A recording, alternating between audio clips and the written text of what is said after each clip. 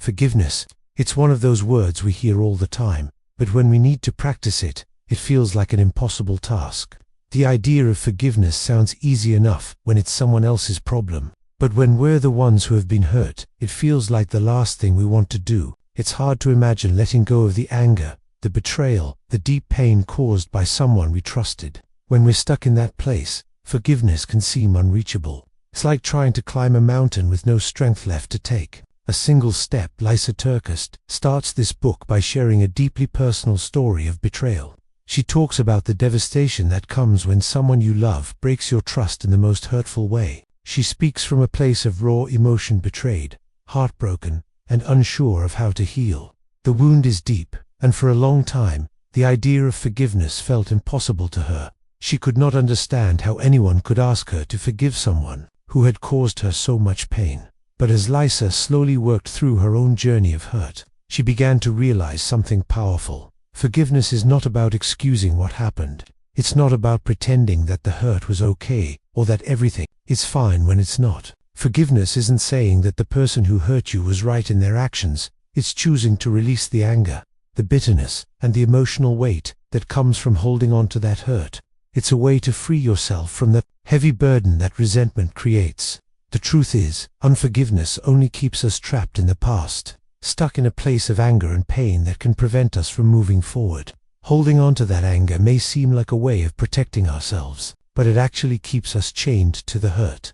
Lysa also points out that forgiveness is not a one-time act, it's a process. It's not something you do once and then move on with your life. Forgiveness is a continuous choice. It's a decision you have to make every day, especially when those old feelings resurface. It doesn't happen overnight, and it doesn't mean that everything will instantly be okay, but it is the only way to break free from the cycle of pain and reclaim the peace and joy that is yours to have. In this book, Lysa's goal is not to give you a simple one-size-fits-all solution to your pain.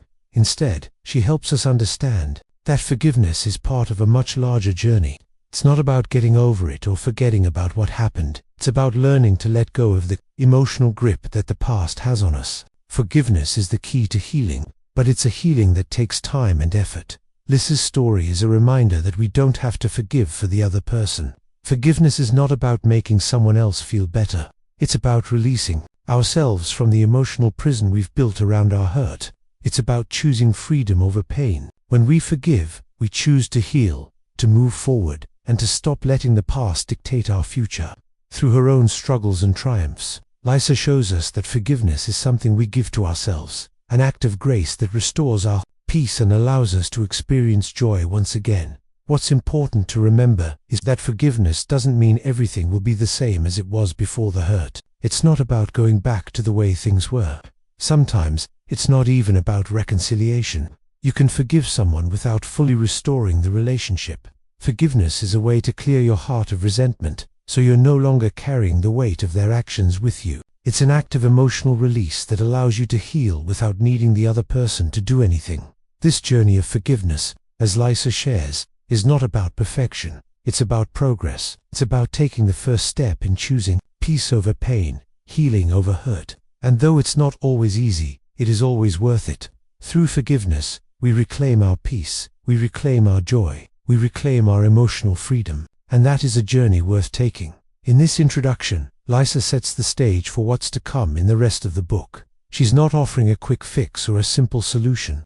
Instead, she's inviting us into a deeper understanding of forgiveness, a process that involves not just letting go of the past, but also learning to live in a way that is free from the bitterness and resentment that so often hold us back. This book is about breaking free from the pain and learning to embrace the peace and joy that forgiveness makes possible. It's a long journey, but it's a journey that leads to freedom and ultimately healing.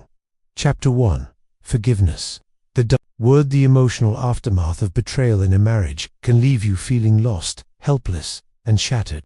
Lysa TerKeurst opens this chapter by sharing the pain she experienced when her trust was broken by someone she loved. It wasn't just a fleeting hurt, it was a deep wound that seemed to sink further with time. The emotional devastation that followed made it feel impossible to move forward. The weight of the betrayal didn't just affect her marriage, it affected her entire view of relationships and trust. When we experience such deep hurt, we often become entangled in feelings of bitterness, resentment, and cynicism. Lysa refers to these as soldiers of unforgiveness that guard our hearts and prevent us from healing. These emotions don't just linger, they grow. The more we hold on to anger, the more it isolates us from others and prevents us from moving forward. The pain of betrayal, if not dealt with, can turn into a prison of our own making. Lysa talks about how these soldiers don't let us go free, but instead make us feel like we're stuck in a never-ending cycle of bitterness. She recalls an experience from her college days where she held grudges against those who had hurt her. At the time, she thought holding on to those feelings would protect her from being hurt again. Instead, she found herself isolated and disconnected from the people around her. Holding on to grudges didn't give her any peace or closure. It kept her emotionally distant and shut off from the possibility of healing. She realized that, in her attempts to protect herself, she had unknowingly built walls that kept her from moving forward. This idea of holding on to hurt is something many of us struggle with. We misunderstand what forgiveness truly means. Forgiveness isn't about excusing the other person's actions or pretending the hurt never happened. It's not about saying that the betrayal was okay or that it didn't matter. Instead, forgiveness is about freeing yourself from the hold that the offense has over your heart. It's about letting go of the resentment and the anger that keep you trapped in the past. Forgiveness is a gift we give ourselves, not the person who hurt us. Lysa also dives into the distinction between forgiveness and reconciliation. Forgiveness doesn't always mean that things go back to the way they were before the hurt happened. It's possible to forgive someone without necessarily reconciling with them. Reconciliation requires mutual effort, trust, and a willingness to rebuild a relationship, while forgiveness is something we can choose on our own. Forgiving someone doesn't mean you have to open yourself up to be hurt again. It simply means you release the emotional grip that past hurt has on you. When you forgive, you free yourself. The real gift of forgiveness is peace, freedom, and emotional release. It's not about forgetting what happened or making excuses for others. It's about letting go of the weight of anger and hurt that can keep you stuck. Lysa realized that forgiveness was the only way to move forward. As she began to forgive, she started to feel lighter, like a weight was being lifted off her shoulders. The peace she was searching for came not from the other person's actions, but from her own decision to forgive and let go. The takeaway from this chapter is clear. Forgiveness is not optional. It's not something we can choose to do only when it's easy or convenient. Forgiveness is a divine gift, one that has the power to heal our hearts and set us free from the pain of betrayal. It's not just an act we do for others, it's a path to healing for ourselves. Choosing forgiveness is choosing peace, and it's a choice that will bring freedom to our lives. Chapter 2. Welcome to the table. In this chapter, Lysa introduces us to the idea of the grey wooden table. This table is more than just a physical object. It represents a space where we bring our pain and our brokenness. It's a place where healing begins. When we sit at this table, we're forced to face the hurt, the disappointments, and the struggles we've been carrying. The grey wooden table is a place where we must show up with all of our emotions, even the ones we wish we could hide. It's the place where we begin to let go of what's been weighing us down, where we begin the process of healing. Lysa explains that every person carries some kind of wound. Some wounds are big, others are small, but they all hurt. No matter what type of pain we experience, whether it's betrayal, rejection, or disappointment, we all have something that needs healing. The challenge is that many of us don't want to face these wounds. It's easier to push them down, to pretend that everything is okay. But Lysa shows us that healing can only happen when we sit at the table and face what's inside. We can't heal from what we refuse to acknowledge. The process of healing doesn't happen overnight. It's a journey, not a single event. For Lysa, this journey wasn't easy. She admits that she struggled with forgiving the people who hurt her, but she also shares how she learned that forgiveness is something that must be chosen again and again. It's not a one-time act. It's a daily decision to let go of the pain, the bitterness, and the resentment. And it's not just about forgiving once. It's about continuing to forgive every time the hurt resurfaces. One of the most difficult parts of forgiveness is the fear that we might be hurt again. We all know that feeling of being betrayed or hurt by someone we trusted, and it's natural to fear that opening ourselves up again could lead to more pain. This fear, Lysa explains, is one of the biggest obstacles to forgiveness. It's easy to build walls around ourselves, to protect our hearts, But these walls don't protect us. They only keep us isolated and stuck in the past. The only way to heal is to let down these walls and choose to forgive, even when it feels risky. Lysa talks about how, at times, forgiveness can feel unfair. Why should we forgive someone who hasn't fully acknowledged what they did to us? Why should we forgive someone who hasn't changed or made things right? But Lysa reminds us that forgiveness is not about the other person. It's not about them acknowledging their wrongdoing or even apologizing. Forgiveness is something we do for ourselves. It's a gift we give ourselves, not the person who hurt us. When we forgive, we release the anger, the resentment, and the bitterness that are holding us hostage. We free ourselves from the grip that past pain has on our hearts. The chapter also dives into the concept of mercy. Lysa reminds us that forgiveness, in its truest form, is an act of mercy. It's a choice to offer compassion to someone who doesn't deserve it, just as we've received mercy from others. Forgiveness doesn't mean that what happened is okay. It doesn't mean that the other person is off the hook for their actions. But it does mean that we're choosing to stop allowing their actions to control our hearts and our emotions. We're choosing to release the pain and move forward. Lysa points out that forgiveness is not a sign of weakness. It's not about allowing ourselves to be mistreated or walked over. Instead, forgiveness is about taking control of our own hearts and minds. It's about choosing peace over the anger that keeps us stuck. It's about letting go of the emotional weight that comes from holding on to past hurts. Forgiveness, she says, is not optional. It's necessary for healing, for peace, and for freedom. Without forgiveness, we remain chained to the past, unable to move forward. By the end of the chapter, Lysa encourages us to imagine ourselves at that table. The grey wooden table is not just a place of pain, it's a place of healing. It's where we bring all our hurts, all our emotions, and all our broken pieces. It's where we make the choice to forgive, not just once, but repeatedly. Every time the pain resurfaces, the table becomes a sacred space where we choose to release the bitterness, to let go of the anger, and to embrace the peace that forgiveness offers. The takeaway from this chapter is clear. Forgiveness is essential for healing. It's not something we can avoid or delay. It's a decision we make every day, a choice to let go of the emotional baggage that keeps us stuck. The grey wooden table symbolizes the space where we confront our hurts and choose to move forward. It's where our healing begins, and where we choose to walk the path of forgiveness, one step at a time. Chapter 3. Is this even survivable? After betrayal, the emotional aftermath often feels unbearable. Lysa starts this chapter by addressing one of the hardest questions anyone who's been hurt asks themselves. Is this even survivable? When you've experienced deep pain, particularly from someone you trusted, the road to healing can seem impossibly long and full of obstacles. The hurt can feel so deep that you may wonder if you'll ever be able to feel whole again. In those moments, when the pain feels endless and your heart feels broken, healing may seem like a distant dream.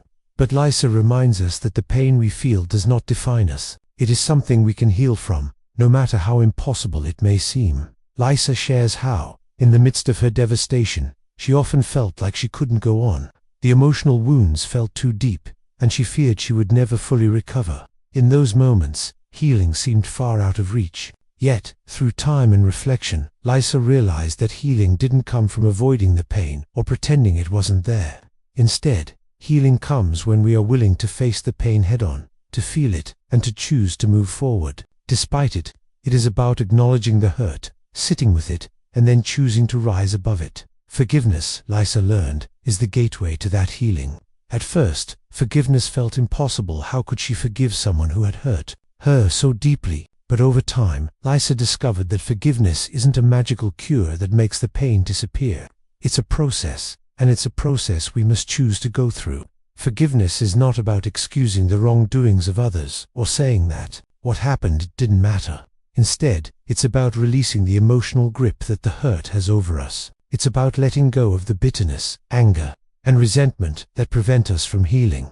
The hardest part of forgiveness is realizing that we can't wait for someone else to heal us. Often, when we've been hurt, we want the other person to apologize, to acknowledge the pain they caused, and to make things right. But Lysa explains that waiting for someone else to fix things only keeps us stuck. Healing starts when we take responsibility for our own emotional health, We cannot depend on others to fix what they broke. Our healing is something that only we can control. We must choose to forgive, even if the other person hasn't changed or even apologized. We forgive for ourselves, not for them. Forgiveness isn't easy. It's not a one-time decision, and it doesn't make the pain disappear instantly, but it does offer us something powerful: freedom. When we choose to forgive, we free ourselves from the burden of anger and bitterness that can trap us in the past. Lisa shares how, as she began to forgive, she started to feel lighter. The weight of the hurt wasn't gone, but it was no longer controlling her. It wasn't holding her captive. By choosing forgiveness, Lisa was choosing to regain her peace and her power. This chapter also addresses a difficult truth. Healing is not a quick process. It's easy to think that once we forgive, the pain should instantly go away, but that's not how it works. Healing is a journey, and sometimes it feels like we take 2 steps forward and 1 step back. But even in those setbacks, forgiveness is still doing its work. Lisa explains that we can't expect to heal overnight, but we can expect progress.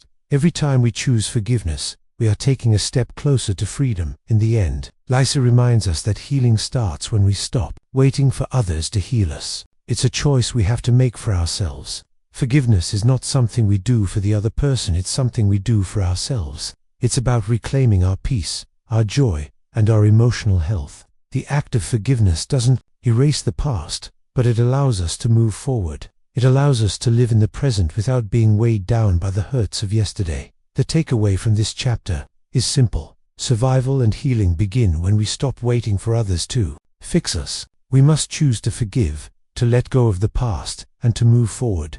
It's not an easy choice, but it's the only way to reclaim peace. Forgiveness is the first step toward true healing, and it's a choice that we must make every day, as many times as it takes. Chapter 4. How is forgiveness possible when I feel like this? Forgiveness can feel impossible when you're still sitting in the pain. When emotions are raw and the hurt feels so overwhelming, it's hard to imagine ever reaching a place where you can forgive. In this chapter, Lisa Turkust opens up about the inner conflict she faced when she was struggling to forgive. She talks about the moments when the anger and hurt were so strong that forgiveness felt out of reach. The idea of letting go of the pain seemed almost unnatural, and it raised the question, how can you forgive when you're still deeply wounded?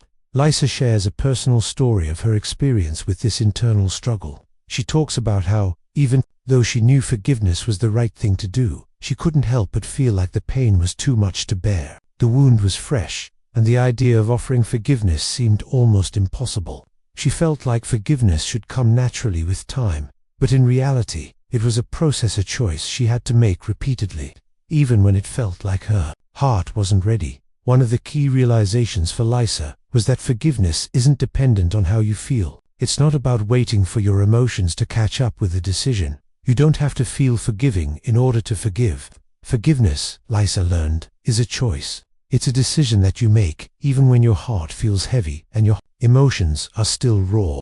She introduces an important concept here. Forgiveness is both a decision and a process. It starts with the choice to forgive, but it takes time for the heart to heal. It's a journey, not a quick fix. Lisa also talks about an exercise that helped her in her healing process, a simple, symbolic gesture of forgiveness using a 3-5 card. On the card, she wrote the name of the person who had hurt her and what they had done.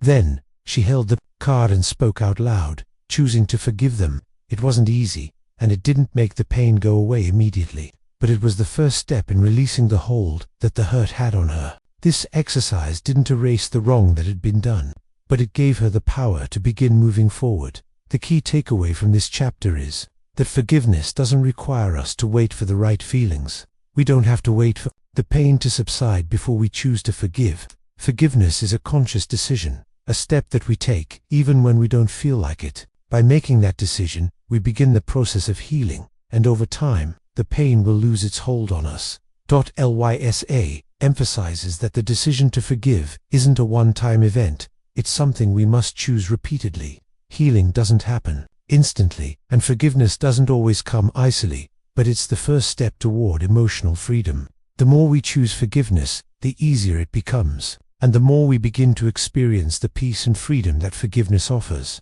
This chapter is a reminder that forgiveness is a process, not a moment in time. We may never feel ready to forgive, but we can choose to forgive anyway.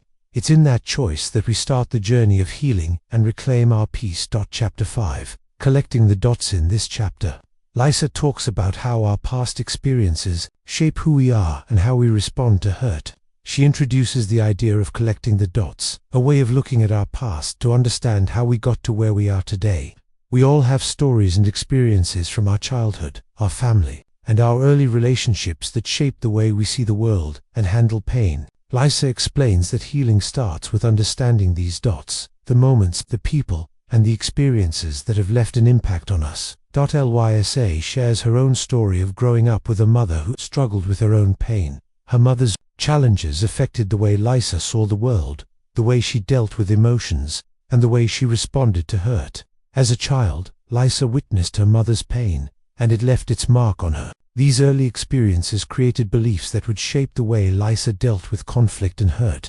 Later in life, the chapter also explores how painful experiences like being bullied or feeling unprotected as a child can shape the way we react to pain in adulthood. Lisa talks about the scars left from those experiences and how they stayed with her, influencing her responses to hurt and betrayal later on. But understanding where these scars come from, collecting the dots, is the first step in healing. By looking back and understanding how the past has shaped us, we can start to see why we react the way we do and how to start changing those patterns. Lisa encourages us to think about our own dots and how they've shaped the way we see ourselves and others. We all have a story, and sometimes our story is a painful one. But by acknowledging our pain and understanding how it's shaped us, we can begin to break free from the patterns that keep us stuck in resentment and unforgiveness. Healing, Lisa reminds us, isn't about ignoring the past, it's about facing it, understanding it, and choosing to move forward. As Lisa reflects on her own childhood and the pain she experienced, she realizes that the first step to healing is acknowledging the impact of those early experiences.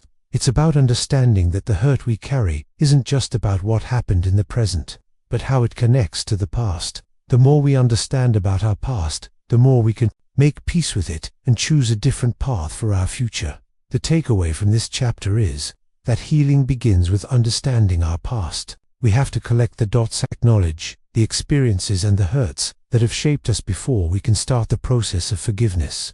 It's only when we understand how our past has influenced our present that we can begin to break the cycle of pain and start healing for the future. Here's the summary for Chapter 6, Connecting the Dots. With a smooth flow, expanded content, and a focus on maintaining a natural, audiobook-friendly tone. Chapter 6, Connecting the Dots. In this chapter, Lisa takes us deeper into the journey of forgiveness, focusing on the importance of connecting the dots between our past and present. She explains that understanding how our past experiences shape our present behaviors is key to healing. It's not just about what happened to us, but how those experiences influence the way we react and respond to pain today. By connecting these dots, we can start to make sense of our emotional triggers and begin to heal. Lisa shares her personal experience with this process, especially in the context of her marriage. She talks about how her past, especially the emotional struggles she faced growing up, affected the way she handled conflict in her relationship. She had learned certain patterns of reacting to hurt and pain from childhood, and those patterns were playing out in her adult life without her realizing it. She had to connect the dots between her past emotional wounds and her current behaviors before she could begin to change the way she reacted to pain in the present. For Lisa, this realization was both eye-opening and painful. She understood that many of her emotional responses were linked to the unresolved pain from her past, especially from her childhood experiences with her mother. The way she responded to betrayal in her marriage wasn't just about her husband's actions, it was about how her past wounds had shaped her reactions. She shares how this connection between past and present was the first step in freeing herself from the emotional triggers that had kept her stuck. Lisa encourages us to look at our own lives and see how our past experiences might be influencing our present emotional responses. She reminds us that healing doesn't come from ignoring our past, but from acknowledging it and understanding how it has shaped us. When we connect the dots between the pain of our past and the hurt we feel in the present, we can start to recognize the patterns we've been living in and choose to break free from them. One of the most powerful insights from this chapter is The idea that understanding the connection between past pain and present behavior doesn't mean we have to relive or rehash every painful moment. It's about recognizing the patterns, understanding where they come from, and choosing to act differently. It's not about excusing the past or pretending it didn't happen. It's about freeing ourselves from the emotional grip it still has. On Us.Lysa also shares a beautiful example of how vulnerability and emotional honesty in relationships play a crucial role in healing. When we connect the dots, we begin to see that healing requires vulnerability, the willingness to be honest with ourselves and with others about the pain we've been carrying. It's not always easy, but it's necessary for growth. By being open and honest about our wounds, we can create space for healing and reconciliation in our relationships. The takeaway from this chapter is clear. Healing begins when we connect the dots between our past and our present. It's about understanding how the emotional wounds of our past continue to influence our behavior today. Only by acknowledging these connections can we start to break free from the patterns that keep us stuck. When we understand our past, we can begin to make better choices and create healthier emotional responses. Healing comes when we choose to move forward, not by erasing the past, but by learning from it and choosing to act differently. Chapter 7. Correcting the dots. In this chapter, Lysa Turkus takes us deeper into the process of healing by focusing on the importance of correcting the dots. Once we've gathered and connected the dots or past wounds, the ways those wounds shape our present behaviors, Lysa explains that the next step is to correct the distorted perceptions we've developed along the way. These are the false beliefs and unhealthy patterns of thinking that influence how we see ourselves, others, and the world around us. That Lysa shares how, after realizing how her past experiences shaped her emotional responses, she began to notice how many of those responses were based on false beliefs. For example, because of her early childhood experiences, Lysa had developed a belief that if someone hurt her, it meant she wasn't worthy of love or respect. This belief shaped the way she interacted with others, especially in her marriage. She would often accept poor treatment because, in her mind, that was all she deserved. As Lysa began to work through her healing journey, she realized that these distorted beliefs were keeping her stuck in patterns of hurt. To move forward, she had to correct those beliefs, frame them, and replace them with healthier, more truthful thoughts. She talks about how difficult this process was because it meant letting go of long-held beliefs and accepting new, healthier ones. But this is where the real healing started to happen. By correcting her perceptions, Lysa was able to break free from the negative cycle that had kept her trapped in pain for so long. Lysa uses a powerful analogy to explain this process. She compares it to a canary in the coal mine, where the canary represents a warning sign, a small, seemingly insignificant trigger that indicates something is wrong. In her life, the canary was her emotional responses to certain situations. When she felt triggered, it wasn't just the present situation that was causing the pain. It was the old wounds from the past that were resurfacing. The canary was her emotional reaction, alerting her to the fact that there were deeper issues that needed to be addressed. By learning to listen to these emotional responses and tracing them back to their source, Lysa could begin to correct the perceptions that had shaped her. Correcting the dots, Lysa explains, doesn't mean ignoring the pain or pretending the hurt never happened. It's about recognizing the truth of who you are, worthy of love, peace, and respect. It's about accepting that while the past may have shaped you, it doesn't define you.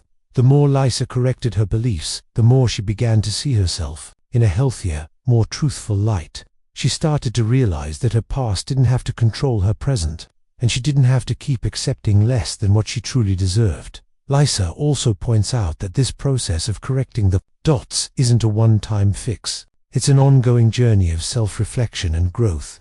As we go through life, we encounter new experiences that may challenge or reinforce old beliefs, but by continuously correcting the way we perceive ourselves and others, we start to build healthier, more empowering patterns of thinking. Over time, these new beliefs can replace the old, and we begin to see the world through a lens of healing rather than pain. The chapter highlights the importance of perspective in healing.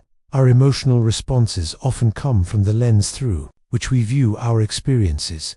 By correcting that lens, we change how we see the world, and, ultimately, how we respond to the pain in our lives. Lysa shares how this process helped her move beyond the emotional scars of her past and step into a future of healing, peace, and emotional freedom. The takeaway from this chapter is that healing requires more than just connecting the dots. It requires correcting the false beliefs that have shaped our emotional responses. It's about replacing old, harmful thoughts with healthier, more truthful ones. By correcting our perceptions, we can break free from the patterns of pain and start living in a way that aligns with our worth and our value. Chapter 8. Unchangeable feels unforgivable. In this chapter, Lisa confronts one of the most difficult aspects of forgiveness, the feeling that some situations are just unchangeable and unforgivable.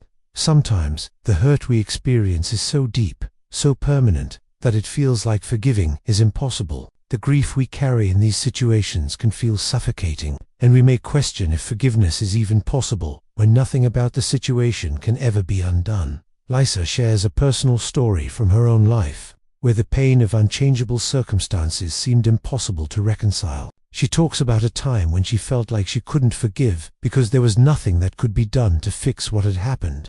The damage had been done, and it felt as though forgiving would mean accepting the unchangeable as okay, which was far from what she was willing to do.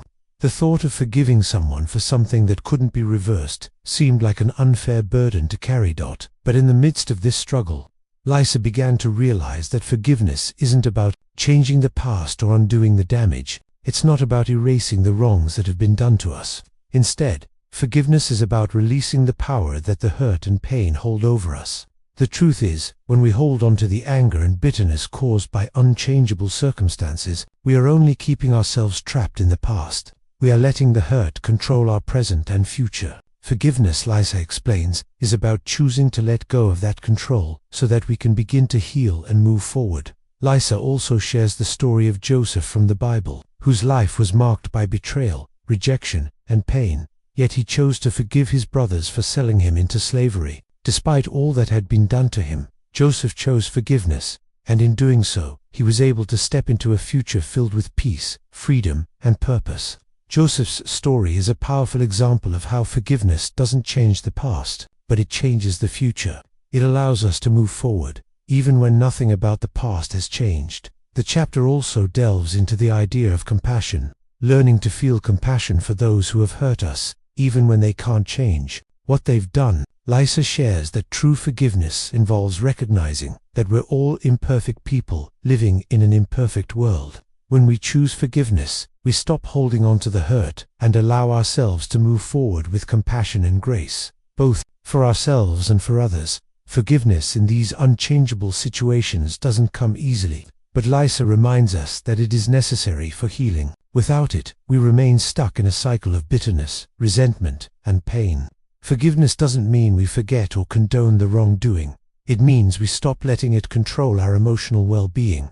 By forgiving, we free ourselves to experience peace and joy again. The takeaway from this chapter is clear. Forgiveness isn't about changing the unchangeable. It's about releasing the power of past pain, allowing ourselves to heal, and choosing peace over bitterness. Even when the circumstances can't be changed, forgiveness allows us to change our future by freeing ourselves from the emotional weight of the past. It's a choice we make for our own peace, and that's the path to true healing. Chapter 9. Boundaries that help us stop dancing with dysfunction. In this chapter, Lisa Turkus discusses the importance of setting healthy boundaries in relationships, especially when we've been hurt. She opens by acknowledging that, for many of us, setting boundaries can feel difficult or even unnatural.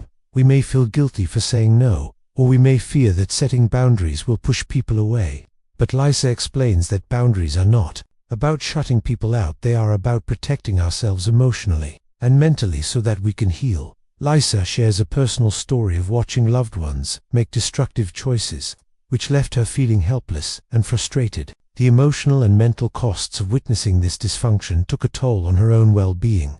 She explains how, for a long time, she felt responsible for fixing the situations around her, but she eventually realized that she couldn't change anyone else's behavior. The only person she could control was herself, and that meant setting clear boundaries to protect her peace and emotional health. Setting boundaries, Lisa emphasizes, is not an act of selfishness or cruelty. It's an act of self-care. By setting limits on how much we allow others to affect us, we create the space needed to heal. Boundaries aren't about controlling others. They're about ensuring that we don't allow others' dysfunction to dictate our emotional state. Without boundaries, we risk losing ourselves in unhealthy dynamics that prevent us from healing.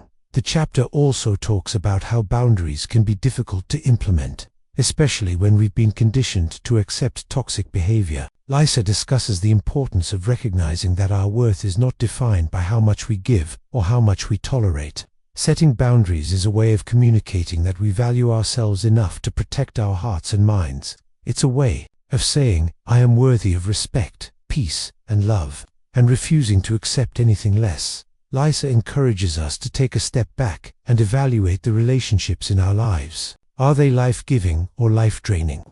Are they helping us heal, or are they keeping us stuck in pain? She reminds us that it's okay to set limits on relationships that are unhealthy or toxic. This doesn't mean we stop loving people, it means we stop allowing their dysfunction to control us. Setting boundaries is not about pushing others away. It's about taking responsibility for our own emotional well-being and choosing to protect our peace. One of the most powerful points Lysa makes is that boundaries are a form of compassion both for ourselves and for the other person. By setting boundaries, we're not only protecting ourselves, but we're also giving the other person the opportunity to grow and change. When we enable toxic behavior by tolerating it, we may unintentionally keep that person stuck in their own dysfunction. But by setting boundaries, we allow space for healthier dynamics to form, where both parties can grow and heal. The takeaway from this chapter is simple. Setting boundaries is essential for our emotional health. It's not about rejecting people. It's about protecting ourselves from toxic patterns and behaviors that keep us stuck in pain. Boundaries give us the space we need to heal, and they allow us to continue on our journey of forgiveness and emotional freedom. Here's the summary for all. Chapter 10.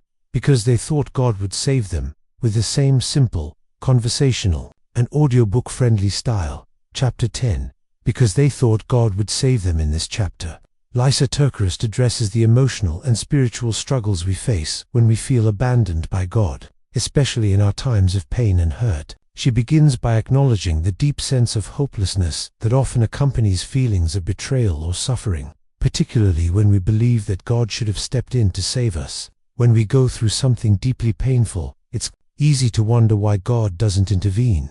We might ask ourselves, why didn't He prevent this? Or why didn't He make things right? Lysa shares how she experienced this very feeling during a time of intense emotional pain in her own life. She explains how, in the midst of her struggles, she found herself questioning God's presence and His plan. She felt like God had let her down, leaving her to face the pain alone. This is a feeling many of us can relate to, wondering why God doesn't seem to answer our prayers or intervene in our pain.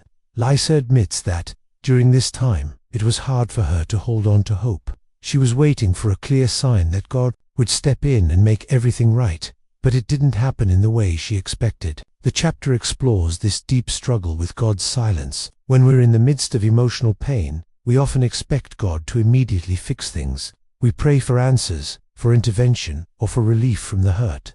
But when that doesn't happen, it can feel like God isn't there. It's in these moments that Lysa encourages us to shift our perspective. She reminds us that God's ways are not always our ways, and His plan for us might not look like what we expect.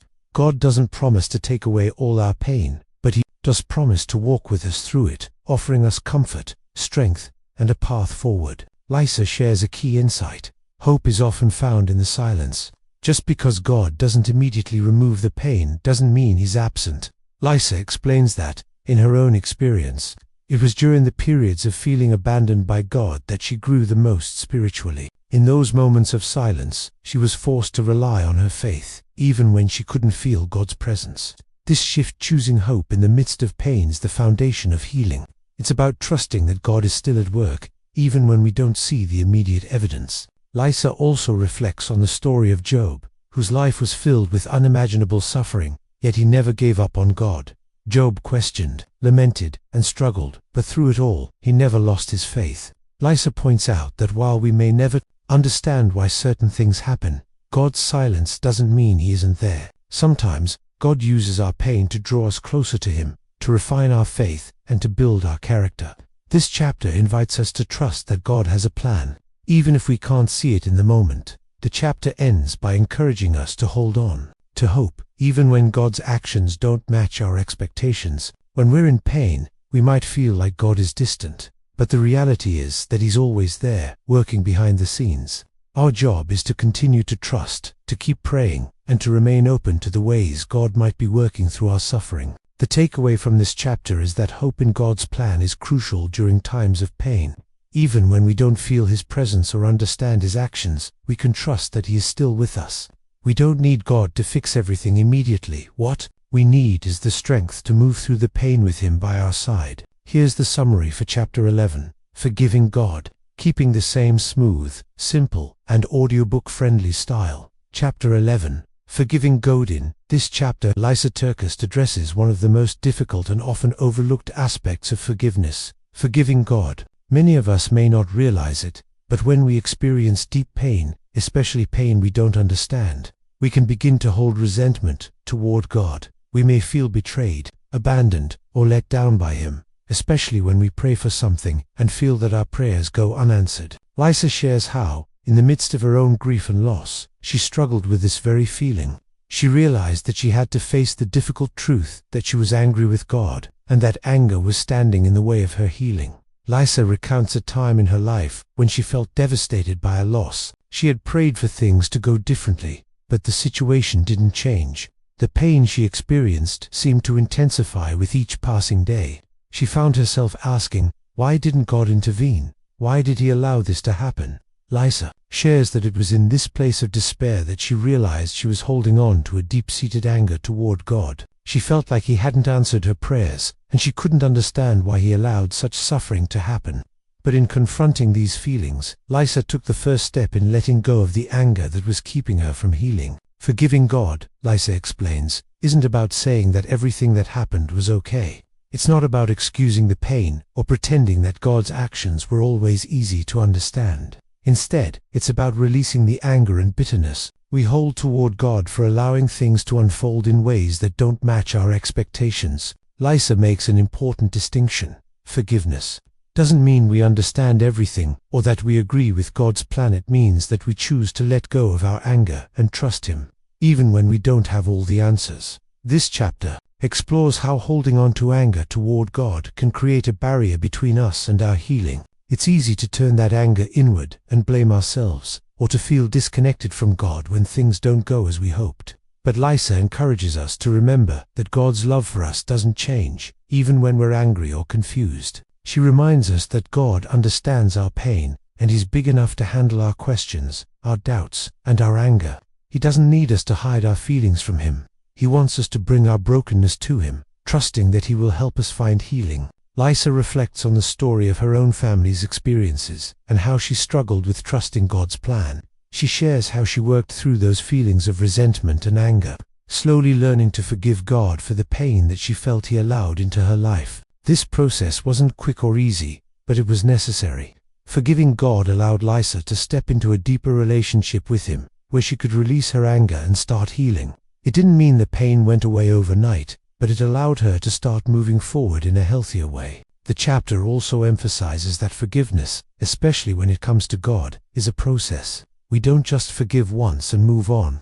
It's something we have to choose repeatedly as new hurts and disappointments arise. But each time we choose to forgive, we make space for peace to grow in our hearts. Lysa teaches us that forgiving God doesn't mean denying our pain. It means trusting that God has a greater plan, even when we can't see it. It means choosing to believe in His goodness and faithfulness, even in the hardest moments. The takeaway from this chapter is that forgiving God is an essential part of our healing journey. We don't have to understand everything, but we do need to release the anger and bitterness that prevent us from fully embracing His love. By forgiving God, we open ourselves to experiencing His peace, even in the midst of pain. This chapter teaches us that healing doesn't come from avoiding our anger, but from facing it, releasing it, and choosing to trust God's plan for our lives. Chapter 12. The part that loss plays in this chapter. Lysa TerKeurst explores the deep and often complicated relationship between loss and forgiveness. Loss, whether it's the death of a loved one, the end of a relationship, or even the loss of a dream, can feel like a heavy burden that we carry with us. Lysa begins by acknowledging that loss is something we all face at some point in life, and it's often the most painful kind of hurt. It's the kind of pain that seems impossible to heal, and yet, it's also the kind of pain that can shape us in ways we never imagined. Lisa shares her personal experience with loss, revealing how it left her feeling like she was trapped in a cycle of grief. She talks about the different types of loss: death, rejection, abandonment, and how each one carries its own unique pain. But no matter the type of loss, the impact is the same. It leaves us feeling empty, uncertain, and sometimes even angry. Lisa discusses how this anger can often be directed inward or even toward the people who caused our pain. But more importantly, she focuses on how this anger can also be directed at ourselves, especially when we feel responsible for the loss or if we're unable to change what happened. The chapter dives into the connection between loss and bitterness. When we experience a significant loss, it's easy to become bitter, feeling like life is unfair or that we've been robbed of something we were entitled to. Lisa explains how bitterness can take root in our hearts when we focus on the unfairness of the situation instead of choosing to heal and move forward. She makes the point that loss, while incredibly painful, doesn't have to lead to bitterness. In fact, loss can either harden or soften us. It's up to us to decide how we will respond to it. Choosing to hold on to bitterness only prolongs the pain. Choosing to let go and forgive allows us to begin the healing process. Lisa shares a key insight. Grieving and forgiving are both essential parts of the healing process, but they are often misunderstood. Some people think that forgiving means forgetting or excusing the pain caused by loss, but Lisa teaches us that forgiveness is about releasing the hold that loss has on us. It's about choosing not to let the pain of loss dictate how we live moving forward. She encourages us to grieve fully, to allow ourselves to feel the pain and sadness that loss brings, but also to forgive the situation, not because it was fair, but because we deserve to move forward. One of the most powerful aspects of this chapter is Lisa's discussion of shared grieving. She explains that healing doesn't happen in isolation. When we share our grief with others, whether through friends, family, or a community of support, we can begin to process our loss in a healthy way. Holding on to our grief alone only makes it more difficult to heal. Lisa reminds us that forgiveness doesn't require us to pretend the loss never happened. It doesn't require us to move on quickly or to stop grieving. But it does require us to choose not to let the loss define us. It's about finding peace even in the midst of pain. Lisa also talks about how loss can affect our relationship with God. Often, when we experience a loss, we question God's goodness or His presence in our lives. Lisa shares how, during times of deep loss, she had to wrestle with her faith and with the questions that arose in her heart. But through this process, she learned that God is close to the broken-hearted. He doesn't abandon us in our pain. Instead, He walks with us through it, offering His comfort and peace when we need it the most. The takeaway from this chapter is simple but profound. Loss is inevitable, but bitterness doesn't have to be. By choosing to forgive, we allow ourselves to heal and move forward. Grieving is an important part of the process, but holding on to anger and bitterness only prolongs the pain. Loss may leave scars, but it doesn't have to define us. Choosing to forgive and to heal is the way to transform the pain of loss into an opportunity for growth and deeper peace. Chapter 13. Bitterness is a bad deal that makes big promises. In this chapter, Lisa Turkus dives deep into one of the most insidious emotions we can experience after betrayal or hurt.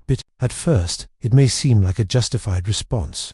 After all, when someone wrongs us, it feels natural to hold on to anger and resentment. Bitterness promises us a sense of justice, a way to protect ourselves from being hurt again. But as Lisa explains, it's a bad deal. It offers temporary relief, but ultimately keeps us trapped in emotional pain.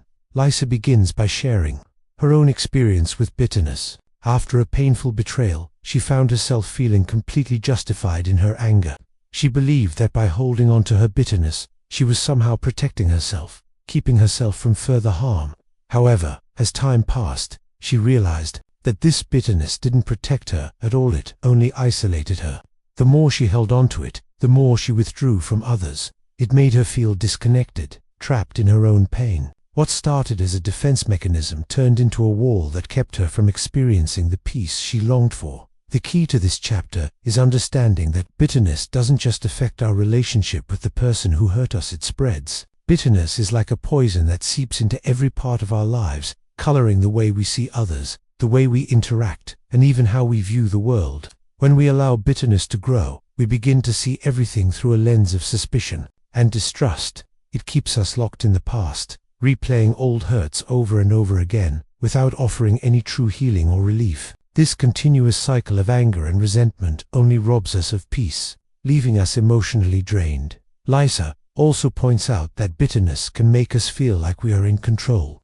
We think that holding on to anger gives us power over the person who hurt us, that it allows us to hold them accountable for their actions.